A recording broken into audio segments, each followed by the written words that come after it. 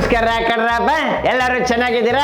ನಾನಂತೂ ಚೆನ್ನಾಗಿದ್ದೀನಪ್ಪ. ರಾಜಕೀಯಕ್ಕೆ ಬಂದಮೇಲೆ ನಿಮಗೆ ಯಾಕೆ ನಾನು ಚೆನ್ನಾಗಿದ್ದೀರಾ ಅಂತ ಕೇಳ್ತೀನಂದ್ರೆ, ನಾನು ನಿಮಗೆ ಕೇಳಿಲ್ಲ ಅಂದರೆ ನೆಕ್ಸ್ಟ್ ನೀವು ನನಗೆ ಓಟ್ ಹಾಕಲ್ಲ. ಅದಕ್ಕೆ ಸನಪ್ಪ ಸುಮ್ಕೆ ನಾವು ಹಿಂಗೆಲ್ಲ ನಾಟಕ ಮಾಡ್ತೀವಿ, ಡ್ರಾಮಾ ಮಾತುಗಳು ಕಣಪ್ಪ ನಮ್ಮದು ರಾಜಕಾರಣಿಗಳದು. ಚೆನ್ನಾಗಿದ್ದೀರಾ ಅಂತ ಕೇಳೋದು.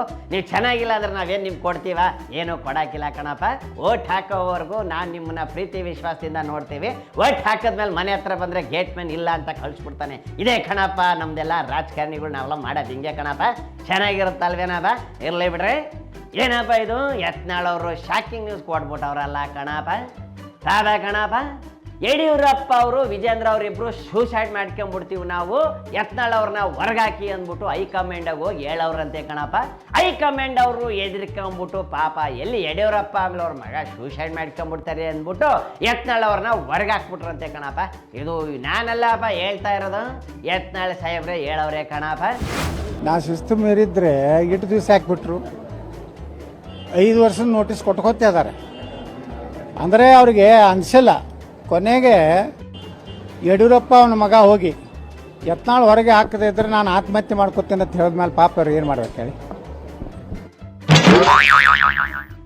ಹ್ಞೂ ಕಣಪ್ಪ, ಹಿಂಗೆಲ್ಲ ಆಯ್ತದ. ನನಗೆ ಗೊತ್ತಿಲ್ಲಪ್ಪ ಹಿಂಗೆಲ್ಲ ಆಯ್ತದ ಅಂತ.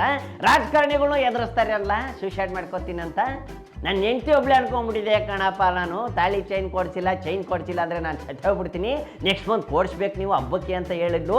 ಕೊಡ್ಸೋದಾದ್ರೆ ಸತ್ತೋಗ್ಬಿಡ್ತಾರೆ. ನಾನು ಕೊಡಿಸ್ಬಿಟ್ಟು ಇದ್ದೆ ಕಣಪ್ಪ ಎದ್ರಿಕೊಂಡು. ಇವರು ಎದುರಿಸ್ತಾರಲ್ಲ ರಾಜಕಾರಣಿಗಳು. ಏನಪ್ಪ ಇದು ಹಿಂಗಾಗೋಯ್ತಲ್ಲಪ್ಪ.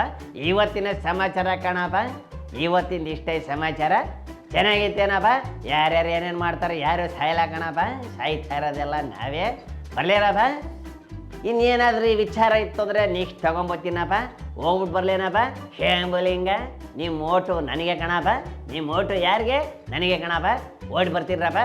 ಏಯ್, ಮನೆ ಬಾಡಿಗೆ ಕಟ್ಟಲ್ಲ ಹಾಕೋಣ. ನೀನೇನು ಮನೆ ಬಾಡಿಗೆ ಕಳೆದ್ರೆ ನಾನು ಸೂಸೈಡ್ ಮಾಡ್ಕೊಂಬಿಡ್ತೀನಿ.